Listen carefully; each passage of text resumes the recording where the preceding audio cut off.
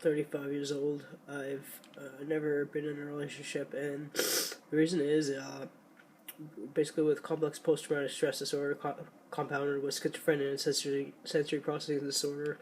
Uh, it's as though I crave negativity, like as though I'm kind of addicted to negativity, and due to this, I know that if I ever went into a relationship, it would be sort of like a cycle of toxicity. So pretty much what's a cycle of toxicity is this four phases. There's the blow up phase, which is kind of what I kind of went through right now. I actually called crisis last night and in the morning, and as I said, I had to call in sick to work because I'm really in no place mentally or physically to be at work. And of course my job's at stake because of that.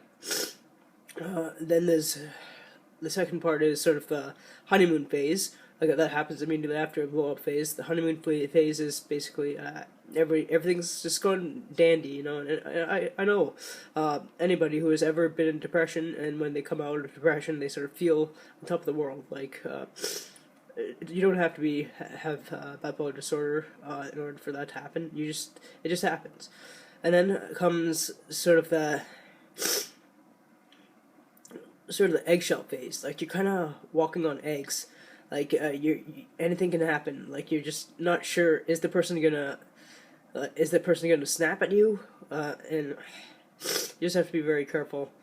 And then it's just basically a toxic phase right from there. You know, everybody just fights, and I believe that if I ever went into a relationship, I'd sort of choose to be treated poorly. Like I just feel I mean, like, with complex post-traumatic stress disorder, I sort of feel as though my life is bad enough that I'm a terrible person and shit, and I could just throw my life away and just never want to come back. And I really wish I could be strong for everybody out there, but the reality of the situation is I've never been okay, and it's the fact that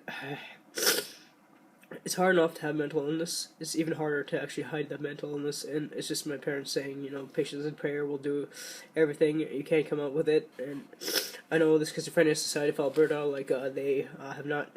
I sent my story to them, but they did not get back to me, and I know it's because they want to hear positive stories about schizophrenia. They don't want to hear something so negative, such as, you know, I'm completely losing it every now and then, that I have good days and most of them are bad, and it's just that's basically why I wouldn't have a relationship either. I would still do maintain a close friendship with my best friend Tyler. Like, he's there for me 24/7. Like, well, that's a little rubbing into it too much, but he would go out of his way to, you know, for example, when I lost my job, he offered to buy me my bus passes, and that's $97, but I, of course, refused, because I can't take that kind of money from him. He did buy me lunch a few times, you know, just to talk things over, because he knew I was in complete distress, and I really appreciate what he did for me, and I also will appreciate him, and he was actually my first friend, whom I made at age 20, and yeah, sometimes, well, I should say most of the time, things happen to you for a reason.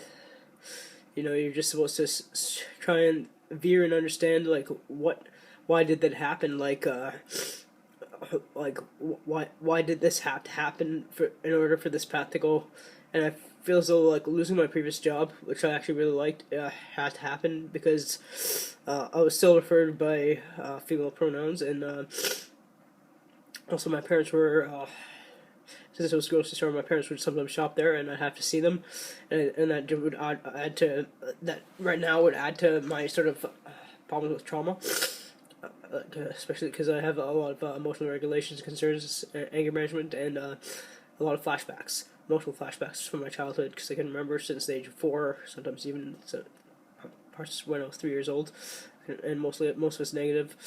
But yeah, I believe that had to happen. I just hope I can find something that is good for me, especially with trauma. I mean, I don't qualify for funding. Like, the new Alberta government's really bad. Like, they won't give me any kind of funding, social assistance, Alberta Works, whatever you want, whichever batch it is, they won't give it to me. So I have to kind of work. I mean, pretty much one paycheck goes into rent, other paycheck goes into medications. I don't really have a choice but to work, and I'm hoping I can get a better job, and I just got to keep my chin up and, you know, keep a positive attitude. Anyway, thank you for all watching.